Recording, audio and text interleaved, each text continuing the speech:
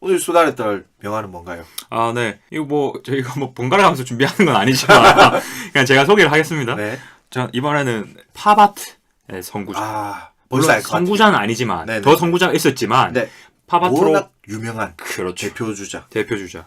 바로 아마 여러분들 다 아실 것 같은데 앤디 워홀이죠. 아, 대단한 사람이죠. 우리 앤디 형님. 앤디 형님. 네.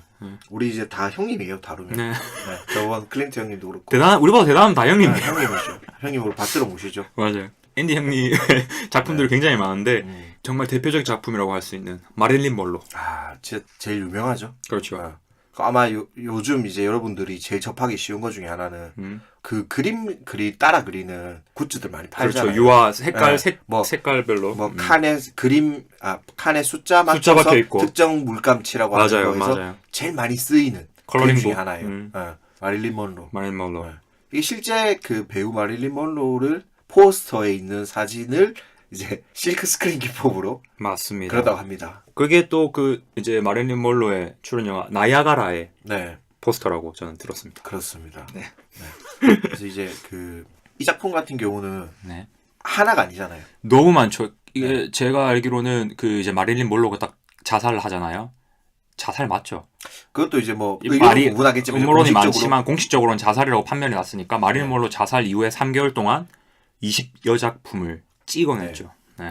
이게 하나를 뭐 위한 습작 이런 게 아니라 각각이 다 작품이자 함께해서 또 작품인 거죠. 그렇죠. 네. 그래서 정말 많은 곳에 전시되어 있더라고요. 그렇죠. 종류도 너무 다양하고 그 중에 일단 제일 아무래도 가격 같은 거 얘기하면 재밌잖아요. 재밌죠. 우리 제일 숫자 비싼 좋잖아요. 게 네. 청록색 마릴린 먼로더라고요. 제가 보면 그냥 청록색 마릴린. 네. 거의 이제 그렇게 너무 작품들이 그렇죠, 다 비슷하니까 이제 제목들을 다 약간 좀 다양하게 조금씩 변형해서 지었는데 이거 아마 보시면 아시겠지만 네. 같은 형태의 색깔이 다른 그렇죠. 그런 작품들이잖아요. 네네. 그래서 이제 청록색 마릴린이 가장 비싸게 이제 거래가 됐는데 그게 920억이라고 해요. 920억. 정말 상업 주기의 대표 주자. 제가 최저 시급을 받으면 몇백 년이 걸리죠? 그럴 것 같은데. 그런 거 생각을 하면은 네. 빙하기가 한 번 더 와야 되잖아요. 네. 그리고 이제 또 유명한 마릴린 먼로 작품 중에 그 마릴린 먼로 두폭이라고 네. 이제 뭐 이렇게 번역을 하다 보니까 그렇게 된 것 같은데 이제 이거는 마릴린 먼로의 그 작품이 굉장히 많죠. 그렇게 복사되어 있는 형태가 네. 제가 정확한 개수를 세보지 않았습니다. 뭐 어쨌든 굉장히 많았던 걸로 네. 아마 백수님도 아실 것 같은데 네. 그게 이제 왼쪽에는 굉장히 색채가 있고 우측에는 보면 거의 이제 무채색에 무채색. 가깝죠. 그게 이제 뭐 해석을 하자면 굳이 해석을 하자면 이제 왼쪽은 거의 이제 라이프의 삶에 해당하는 거고 우측으로 가면 갈수록 점점 흐려지면서 사라지는 그런 네. 죽음에 가까운 의도가 형태죠. 담긴 의도가 거죠. 담긴 거죠. 네. 네네. 이제 마릴린 먼로 작품을 이제 보시면 아시겠지만 이게 단순히 사람의 색이라고 볼 수 없는 색깔들이 많이 쓰이잖아요. 피부 그렇죠. 색깔에. 그렇죠. 아까 말씀하신 대로 녹색이나 파란색 계열은 사실 우리가 사람의 피부로 본 적이 없는 색인데 그런 그렇죠. 색깔까지 씀으로써 의도가 굉장히 많이 다분히 담겨 있다라고 볼 수밖에 없죠. 형태를 완전히 깬 거죠. 어떻게 네. 보면은.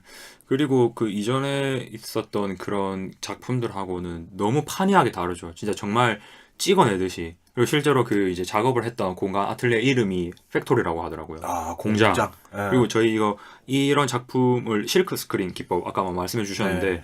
진짜 말 그대로 진짜 공장에서 찍어내듯이 그렇죠. 무슨 찍어내는 거죠. 티셔츠 그 겉면 맞아요. 찍어내듯이. 예. 요즘 뭐 CMYK 해가지고 네, 하나씩 색깔별로 찍더라고요. 찍잖아요. 네, 그런 거 봤는데 되게 신기하던데 아무튼 이것도 이제 실크 스크린 기법으로 사용된 거고 앤디 볼 작품 자체가 진짜 실크 스크린 기법을 한 게 정말 많잖아요. 그래서 그 중에 아무래도 마릴린 먼로가 굉장히 강렬했고 그리고 어떻게 보면은 이 마릴린 먼로라는 인물 자체도 굉장히 이 앤디 월 작품과 딱 어울리는 형태가 아닌가 싶어요. 그리고 이 사람은 또 굉장히 그 시성을 잘 노려서 정말 대중적이면서 그런 현재 그 미국의 물질 문화하고 굉장히 연관되어 있는 풍자 아닌 풍자를 하면서 자기는 또 그런 자본주의 혜택은 다 누리면서 그런 느낌이죠. 별장이 의리하더라고요. 엄청나죠. 네. 예. 아무튼 그런데 이제 마릴린 먼로 삶 자체가 또 워낙 다사다난했으니까 또 그거를 또 다양하게 거의 이제 상품화한 거죠. 그렇죠. 자기가 이제 거의 그렇지 않나요? 작품을 그렇죠. 찍어내면서 마치 네. 마릴린 먼로라는 사람 자체도 그런 매체라든가 그런 데서 이제 상품화되어 있는 거를 약간 조금 더 반영해서 만든 작품이지 않았나. 제 개인적인 소견입니다. 그래서 저도 비슷하게 느끼는 거예요. 이제 이게 어떻게 보면 팝아트라고 하는 게 네. 팝아트를 하는 방식도 팝아트 그 자체도 파퓰러한 대중문화에 대한 속성을 보여주는 방식으로 똑같이 그걸 만들어낸다라고 볼 수 있잖아요. 맞아요. 어떻게 보면 그 팝아트 자체에 대한 메타적인 형태로 팝아트를 표현하고 있는 네네네네. 것이라고도 볼 수 있고 마릴린 monroe 같은 경우에 이제 그 사람들에게 보여지는 어떤 대중적인 이미지들이 되게 다양하잖아요. 네. 그런 이미지들의 다양성과 이 작품 하나가 하나로서 존재하는 것이 아니라 사람들에게 복제되고 퍼져나가는 것들을 모든 그것을 이제 행위로서 이게 이제 아까 말씀하신 공장 같은 곳에서 그렇죠. 만들어내듯이 네. 무슨 우리가 흔히 생각하면 예술 작품은 한 명이 그 하나의 캔버스 위에 혹은 수많은 습작 후에 거친 단 하나의 작품으로만 남는 것이 예술 작품이라는 인식 자체를 약간 네. 뒤집어서 네. 이게 대중성과 어떤 인기에 부합하는 형태로 현재의 그 문화 예술 분야를 보여주는 형태가 찍어내듯이 맞아요. 찍어내듯이 수십 개 수만 개로 만들어낼 수 있는 형태로 표현을 해내는 거 그런 방식을 사용하는 것으로서 이 자체를 보여주는 게 아닌가. 맞아요. 그럼 이 작품의 원본이 있나요? 원본이라고 말할 수 있는 것이 무엇인가를 다시 되물어야 되죠. 아, 그러면 그 관련해서 좀 얘기를 해주실 수 있나요? 그러니까 이 작품의 원본을 그럼 마릴린 monroe라고 해야 될지, 그 마릴린 monroe를 찍은 포스터라고 해야 할지, 네. 아니면 이렇게 그 실크 스크린 기법을 활용한 처음으로 찍어낸 것을 원본이라고 해야 될지, 네네. 그것은 사실 무엇이 원본이다라고 말할 수가 없는 거죠. 왜냐면 우리가 원본이라고 말하는 것이 사실 특히 요즘 세상에서는 요즘처럼 이제 요즘 같은 온라인 데이터 세상에서는 그렇죠. 원본이라는 개념이 없어요. 복사가 너무 자주 되고. 복사가 되고 복사된 가장 최초의 출처로서 근본을 찾아봤자 그것과도 완전 동일한 형태로 다른 것들이 존재하고 있고 그렇죠. 그 원본을 구별짓는 것 자체가 무의미해질 만큼 네. 되어 있고 그런 얘기 있잖아요. 우리가 시뮬레이션이란 말 아시죠? 시뮬레이션 알죠? 우리가 뭐 어떤 일이 벌어질 것을 우리가 시뮬레이션 해본다라고 하는 거는 사실 근데 어떤 일이 벌어지는 걸 시뮬레이션 하자는 말 자체가 그 행위를 똑같이 해보는 거잖아요. 그렇죠. 그러면은 그거는 그 행위를 하는 건데 그 행위를 하는 것 이전에 그 행위를 해보자라고 말하는 어떻게 보면 어폐 같기도 한 느낌이 있잖아요. 네네네네. 근데 그 시뮬레이션의 이제 그 프랑스어. 이제 시뮬라시옹인데 시뮬라시옹. 그게 철학에서 많이 쓰이는 그 개념이에요. 네네. 시뮬라크르와 함께 해서 그래서 그 시뮬라크르도 이제 그 단어를 만들어낸 사람과 그 단어를 사용하는 방법에 따라서 정의되는 내용들은 되게 다른데 네네. 쉽게 말하면 복제품인데 그 복제품이 갖는 어떤 위상이나 위치에 대한 해석은 조금씩 달라요. 네네네. 다른데 이제 예를 들어 마릴린 monroe 같은 경우도 어떻게 보면 마릴린 monroe라는 인물을 복제한 것을 다시 복제한 근데 그 복제한 것의 원본이라는 것을 특정 지을 수 없을 만큼 복제되어 있는 여러 개로 복제되어 있는 맞아요. 형태가 최종 결과물인데 네. 그럼 우리가 예술 작품으로서 마릴린 monroe를 예술 작품이라고 하진 않아요. 그렇죠. 그럼 이 작품의 원본이 마릴린 monroe라고 할 수 있는가? 그렇지 않은 거죠.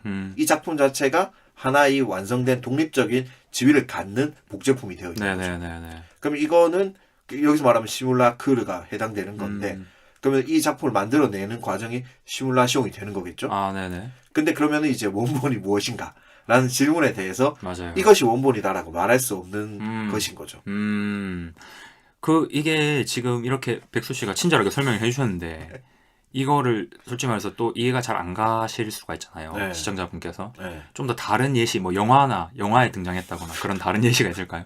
이제 그 영화에서 아마 이런 어떤 복제 개념에 대해서 제일 여러분이 많이 접했던 대중문화는 네. 매트릭스라는 영화였고요. 매트릭스. 근데 그 매트릭스라는 영화에서 보면 시뮬라크르와 시뮬라시옹이라는 개념을 이용을 해서 그 영화 속에 보면 가상현실이 현실이 되어 있는 그것의 개념으로서 이 단어를 사용을 해요. 네네네. 그걸 막 설명을 하는데 근데 실제로 이 용어를 만든 그 장 보드리아르라는 철학자 같은 경우는 내가 말한 개념과 잘못 쓰였다라고 말할 정도로 이게 굉장히 어려운 용어이기도 하고 그렇죠. 단순히 복제되어 있는 무언가를 지칭하는 단순한 용어가 아니에요. 왜냐하면 네네. 복제가 되었지만 복제된 그 자체가 하나의 별개의 어떤 독립적인 주체가 될 수도 있어야 하는 거죠. 근데 이제 그 매트릭스에서는 말 그대로 가상현실이었어요. 그렇죠. 그거는 원본이 아니었거든요. 네네. 원본이 아님을 명확히 선을 그었기 때문에 그것은 여기서 말하는 시뮬라시용, 시뮬라크르에 해당되지 않는다라고 이야기를 하는 비판을 한 거네요. 네.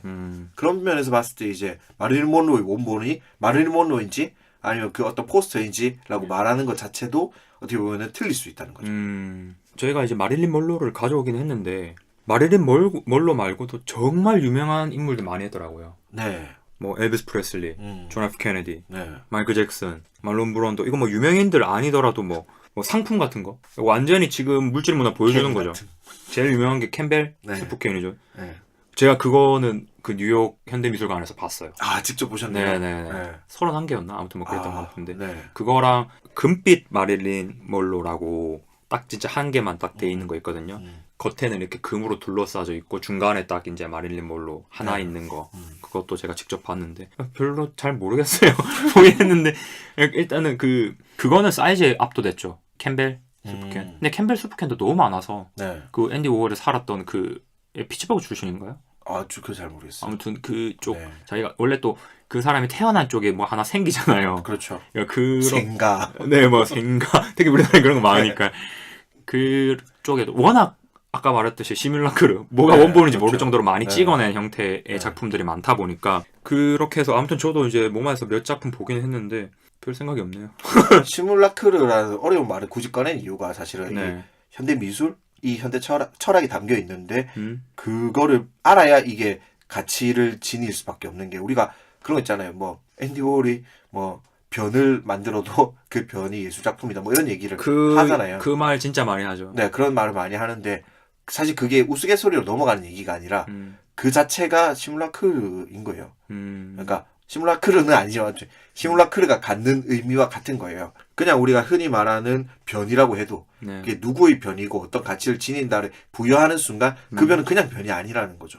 이런 개념이 있어야만 현대 미술을 조금이라도 이해할 수가 있기 때문에 그냥 어디 무슨 쇠파이프나 뭐 변기 같은 걸 뜯어와요. 약간 그 뒤샹의 샘이 좀 생각나는 느낌. 네, 그걸 이렇게 딱 그냥 조형 미술처럼 설치를 해놔요. 네. 그럼 우리가 그걸 보고 저게 왜? 근데 그 가격이 막 비싸요. 그렇죠. 아까 말씀하신 것도 그 캠벨 같은 경우도 그냥 기성 제품이잖아요. 어떻게 그렇죠. 보면. 기성 제품인데 그 기성 제품을 그렇게 모아두고 이 이름을 붙이고 의미를 부여함으로써 그거는 그냥 기성 제품과 동일한 제품이 아니게 되는. 그러니까 물질적으로 봤을 때는 동일하지만 근데 이게 가지고 있는 그 의미는 전혀 다른 것이 될 수 있다는 거죠. 네. 아까 그 백순 씨 말한 것 중에 하나만 바로 잡자면 네. 그 유명해져라. 그럼 네가 똥을 싸도 예. 그게 네. 한국인들이 가짜죠? 굉장히 네네. 많이 헷갈려하는 네. 속는 약간 그런 것 중에 하나가 그게 아마 그 번역에서 오는 맞아요. 그런 오류라고 하더라고요. 실제로 앤디 워홀은 그런 말을 한 적이 한 적이 없고 없고. 앤디 워홀은 애초에 말하는 어투 자체가 굉장히 모호하게 얘기한대요. 그리고 실제로 얘기했던 것도 아니고 그 앤디 워홀의 아는 사람이었나? 조수였나? 아무튼 그 사람이 뭐 미래에는 누구든 15분간의 유명세를 누릴 수 있을 것이다. 원래는 이런 식의 말을 했는데 이것도 실제로 앤디 워홀이 했는지 안 했는지도 그렇죠. 몰라요. 정확하게. 왜냐면 워록 자체가 거의 없다라고 보면 된대요. 말을 딱히 많이 하는 타입이 아니었고 아무튼 그래서 그 15분간 결국에는 그 짧은 시간 동안 아무튼 미래를 좀 내다본 거죠. 요즘에 워낙 그런 형태들이 많잖아요. 개인 방송이라든지 아니면은 뭐 솔직히 말해서 범죄 같은 게 벌어지면 15분간은 그 사람한테 모든 시선이 쏠리는 형태가 있잖아요. 아무튼 이런 말을 했다고 하니까 그런 유명해져라. 그러면 네가 똥을 싸도 뭐 사람들을 박수를 보낼 것이다. 이런 말은 실제로 앤디 워홀이 하지 않았다는 거. 그렇죠. 제가 한 번 더 그냥 말씀드리고 싶어서. 그런데 이것 또한 시뮬라크처럼 그렇죠. 앤디 워홀의 이름을 잠깐 언급함으로써 이거에 대해서 사람들이 더 환기가 되고 네. 관심을 가지는 것만으로 이 말 자체가 그렇죠. 가지는 철학은 전달이 돼요. 맞아요. 참 이런 게 현대 미술을 이해하면 있어서 정말 어렵습니다. 필요한 부분들. 우리도 딱 15분만 네. 여러분이 들어주시면 유명해지고 싶네요. 그러게요. 네, 15분 15분만. 정도만 들어주시면 지금 뭐 15분 됐을라나 모르겠는데 15분 모자라면 또 다른 거 들어보시면 15분 충분히 채우실 수 있으니까 딱 15분만 듣고 판단해 주세요. 맞아요. 그리고 또 이거 하면 또 제가 추가로 좀 재밌는 것들 몇 개 준비해봤는데 네. 앤디 워홀 하면 제일 비싼 작품 뭔가 이런 거 궁금하잖아요. 아 진짜 오래된 거 궁금하죠. 제일 비싼 작품. 괜히 혹시 아시나요? 살림도 아시면 없지만 제가 모르겠어요. 모르겠어요. 1963년에 제작된 것 중에 8명의 엘비스. 네. 네, 이 작품이 1억 달러에 거래됐다고 합니다. 1억 달러. 1억 달러. 네. 또 속물적으로 약간 환산을 하면 우리나라에서 한 뭐 한 1,200억. 1,200억 네, 정도 되겠네요. 요즘에 뭐 또 네, 환율에 따라 환율이 다르겠지만 다 다르겠지만. 그 정도 되겠네요. 네. 그리고 앤디 원래 이제 또 이렇게 예술하는 사람들 보면 뭐 뮤즈나 뭐 그런 게 있잖아요. 특히 특이한 게 그 또 앤디 워홀 하면 앤디 워홀이 발견한 장 미셸 바스키아를 언급 안 할 수가 없거든요. 그 이제 검은 피카소라고 얘기를 하는데 네. 그 사람도 굉장히 요절했어요. 근데 제가 아는 지인들 중에 현대미술 좋아하는 사람 보면은 바스키아를 굉장히 높게 평가하더라고요. 실제로 그 작품을 갖고 있는 아는 형님도 있었고. 가지고 계시. 아니요, 저 시뮬라크르죠. 아, 좋아해서 그 네. 작품을 좋아해서. 네. 그래서 저도 이제 그 모마 아까 뉴욕 현대미술관에서 네. 바스키아 작품도 있거든요. 네. 그것도 굉장히 새롭게 봤고 또 앤디 워홀은 영화도 찍었죠. 굉장히 다양한 방면으로. 그래서 그 영화가 막 열 몇 시간짜리도 있고 이러더라고요. 아시죠? 아니요. 몰라요? 네, 저 그런 영화 안 좋아해요. 그러니까 저도 이런 건 안 좋아하는데, 네. 그러니까 봐도 뭔가 우리가 이해 못할 것 같아요. 그러니까 한 장면만 계속 반복되고 뭔가 그럴 그렇죠. 것 같아서, 애초에 시도를 잘 안 하죠. 흔히 우리가 말하는 예술 영화죠, 그런 건. 그렇죠. 예술 영화라고 말하는데 그거는 뭔가 반복되어야 하는 것 자체가 하나의 작품으로서 완성을 해가는 과정인 거고. 맞아요. 이게 우리가 생각하는 어떤 메시지를 전달하거나 재미를 전달하는 것이 목적이 아니다 보니까. 그리고 이제 제가 그 조금 사족을 붙이고 싶은 거는 네. 그 부분이에요. 그 그림의 표현법에 네. 대해서 이제 좀 하면 뭔가 그 정교한, 그러니까 물론 공장에서 실제로 아틀리에 이름이 네. 팩토리였고 네. 공장에서 찍어내는 듯한 느낌을 줬지만 그 실크 스크린 기법 아까 또 말씀하셨는데 좀 더 회화적인 느낌을 주기 위해서 조금 더 이제 그런 그 윤곽선이라는 게 있잖아요. 네. 그게 조금 삐져나온 느낌? 아, 그렇죠. 네네. 그래서 이제 막 자세히 아마 그 작품 한 작품씩 보시면은 뭐 머리카락이라든지 아니면은 뭐 눈 주변이라든지 아니면 입술 쪽 보면 정확하게 그 색깔이 들어가 있잖아요. 맞아요. 좀 약간 어긋나 있고. 어긋나 퍼져 있고 좀 퍼져 있고 약간 그 점도 마찬가지고 그렇죠. 그런 것들도 알고 같이 보시면 더 즐기실 수 있지 않을까 싶어서. 그렇죠. 색깔뿐만이 아니라 형태들도 조금씩 다르죠. 그렇죠. 조금씩 다르죠. 네. 그 색감이 정말 좋죠. 그래서 아마 이런 것도 굿즈들 아마 집에 아마 이렇게 네. 인테리어처럼 많이 하시는 분들 쓰죠. 많으실 거예요. 네. 네. 그냥 약간 색깔이 알록달록하면 좋겠다 싶을 때 되게 많이 쓰는 그렇죠. 그 마릴린 monroe 작품이잖아요. 앤디 그래서 사람들이 아마 제가 봤을 때는 그런 게 느낌이 좋으니까 요즘 뭐 카페 인테리어 할 때라든지 아니면 자기 집에 꾸밀 때 뭔가 요즘에 이렇게 가구 같은 것들은 무채색 계열로 하지만 뭔가 포인트 같은 걸로 그렇게 화려한 것들 뭐 특히나 이게 앤디 워홀 작품이라든지 아니면 뭐 리히텐슈타인 작품이라든지 그런 거 화려한 것들 좋아하니까 그런 것들 많이 하시는 것 같더라고요. 맞아요. 벽면이나 복도 이런 그죠? 그러니까 곳에다가 포인트 주는 네, 느낌으로. 포인트를 주죠. 아까 그 얘기에서 사실 네. 그 들어가는 건데 우리가 만약에 어떤 작품에 대해서 가치를 매기는 방법이 네. 실제 그 작품에 무엇이 얼마큼 쓰였느냐로 가면 사실 물감 가격과 그 제품 가격이 끝이잖아요. 그렇죠. 근데 이제 그것을 이제 그렇게 양산을 해내더라도 누가 왜 만들었는지라는 것 때문에 그것이 가치를 매기게 되잖아요. 그렇죠. 그러니까 그 재료값 이런 건 전혀 무의미하게 그런 측면에서 이제 만들어내는 것이 무엇인가라는 거죠. 그 그림이 예쁘다, 예쁘지 않다와 다르잖아요.